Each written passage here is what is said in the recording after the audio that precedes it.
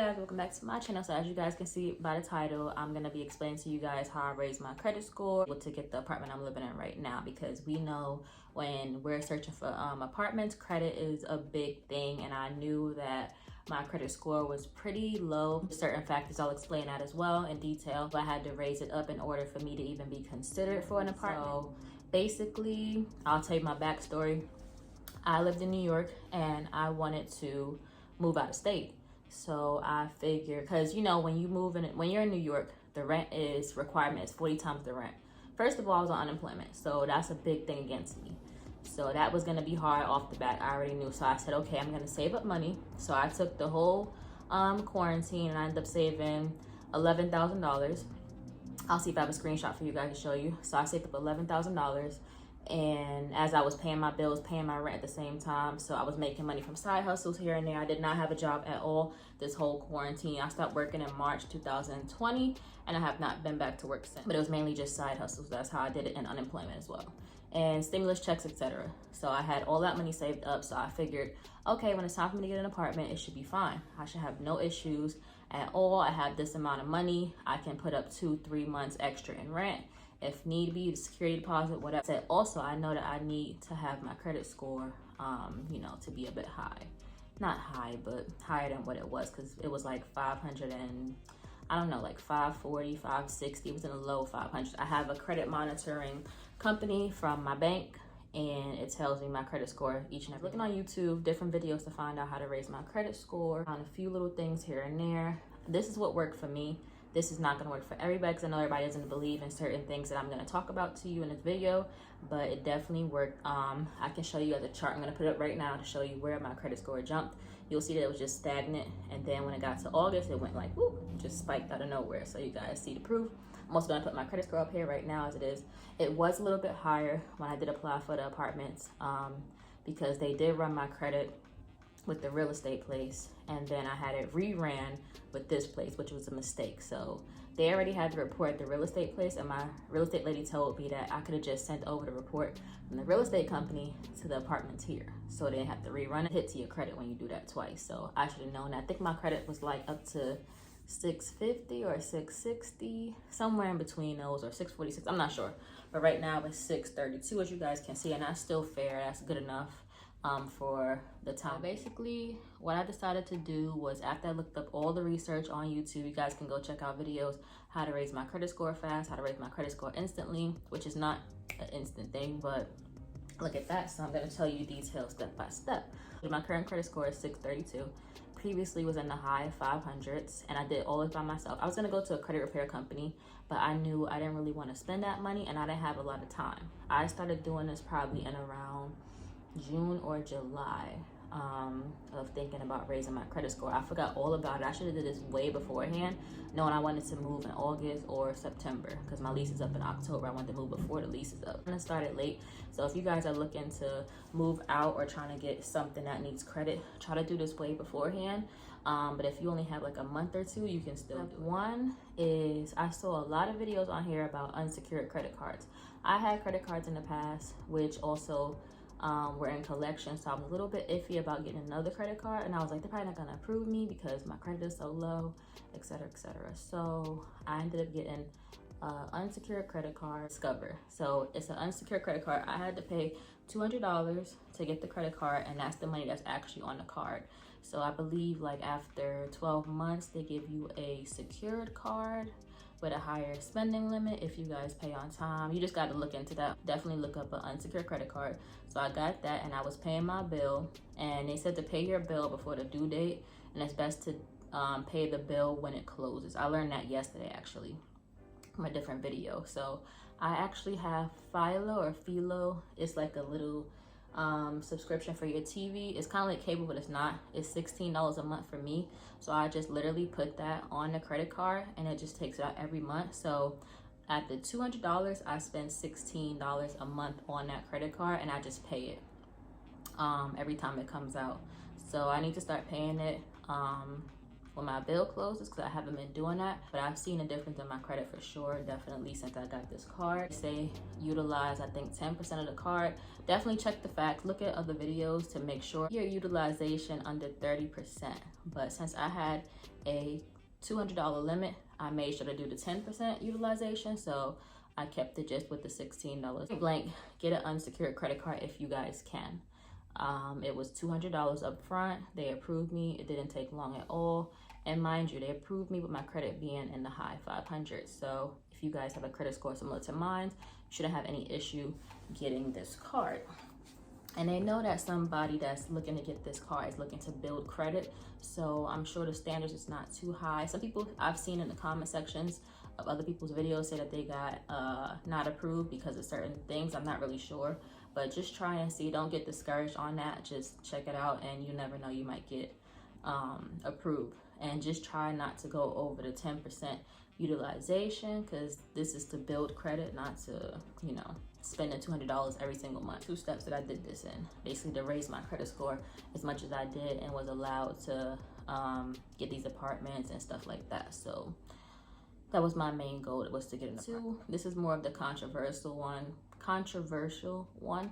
People don't really like to do this. People always like say against this, but I did see a couple videos that said that you should do this. I kept doing this and it helped me a lot. I was shocked that I saw like an immediate change, probably in like less than a month. They said it wouldn't show up till 30 to 60 days, but it showed up way before that. So I was really shocked about that. So I paid one of my collections. So I got a settlement for it. I know people will say, don't pay collections, don't ever do it, just let it get to the 7 years and it'll go away. I didn't have time to wait for 7 years. I needed to move ASAP, and I still had 2 years left on this collection. Okay, y'all just gonna see my big forehead, but the one thing I forgot to mention is when you're doing pay to delete, make sure that you guys get a letter in writing before you pay them anything, because they can tell you that they're gonna pay to delete the thing off of your credit, which they didn't ever delete mine off my credit.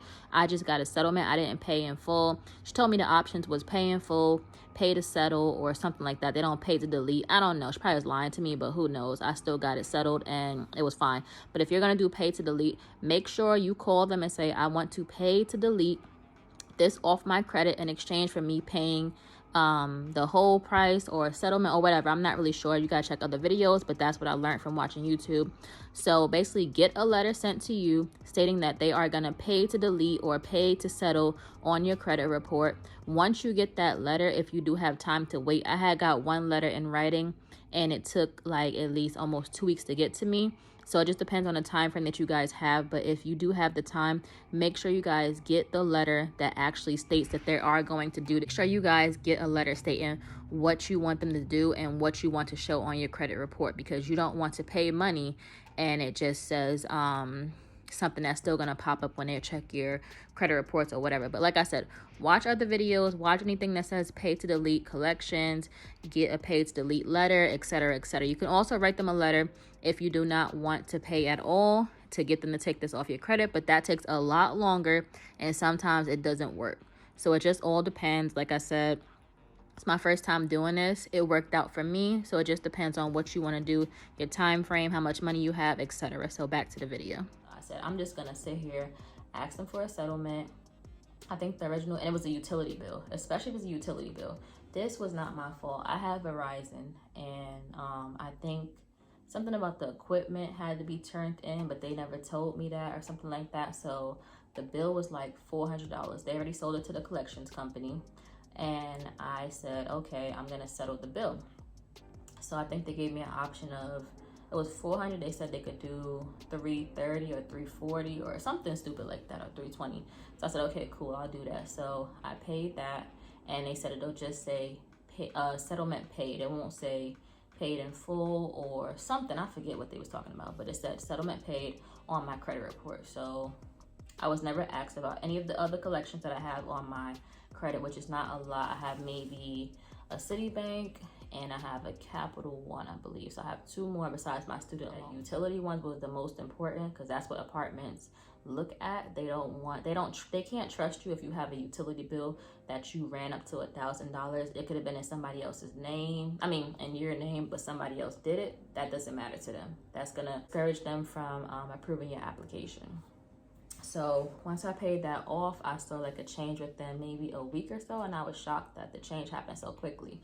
So I was gonna pay off another collections, which was the Citibank one. It was $717, but they was letting me pay $350 for the settlement.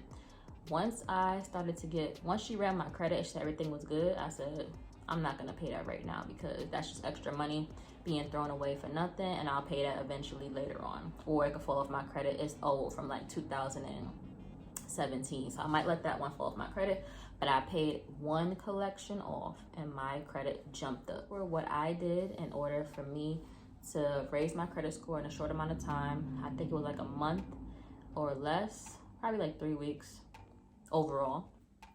And yeah, basically what I did, got an unsecured credit card, and I paid off one collection. If you guys are against the whole paying off collections thing, get the unsecured credit card.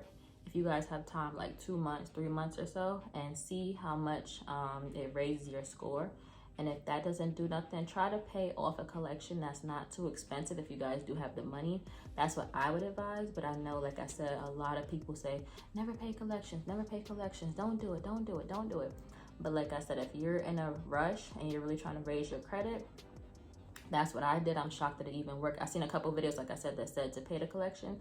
I said, let me try and see what it's gonna do for me. And it did something for sure. So if you guys have any questions, please leave them down below. If I explained this really good to you guys, if I did not, make sure you guys comment down below any questions that you might have for me.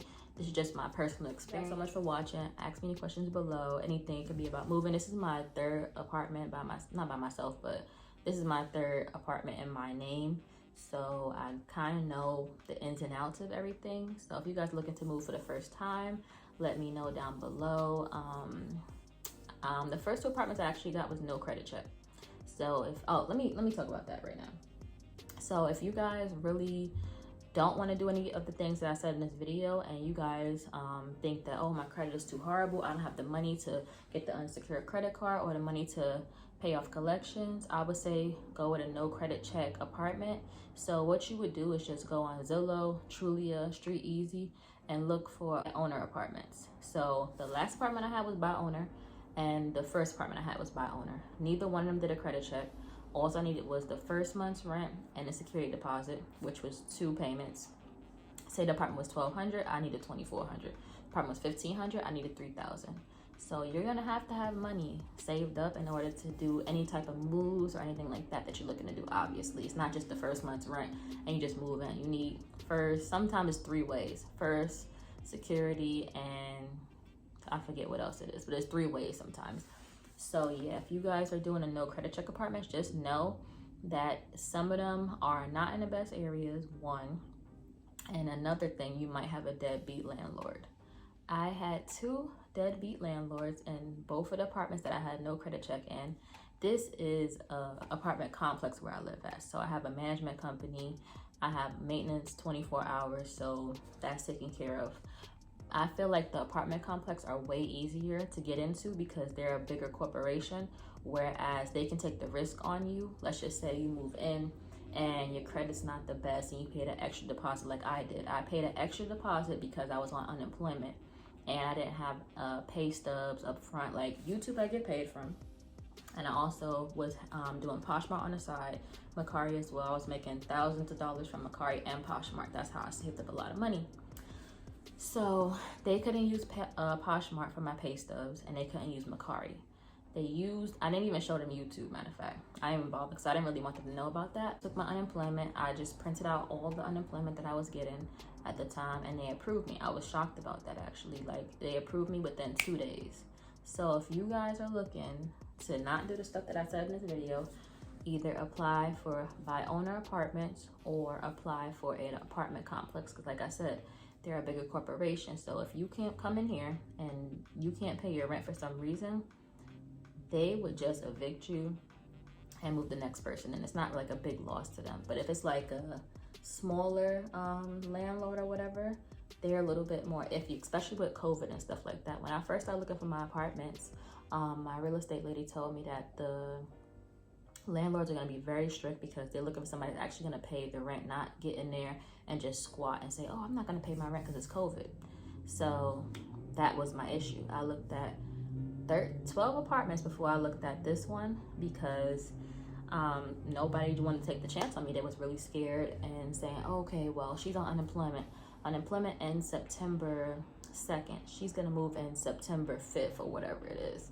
So how will she pay the rent? That was the whole question of these landlords. How are you going to pay the rent? How are you? I had $11,000 sitting in the bank, ready to go.